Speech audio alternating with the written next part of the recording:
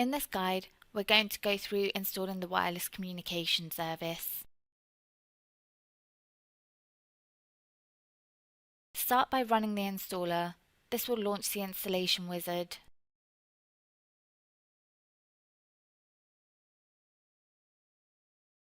Click Next and agree to the terms of the license agreement.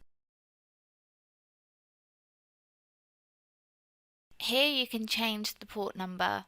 I'm going to leave this as default.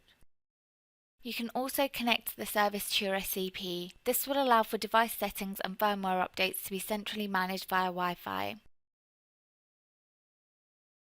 Click Install.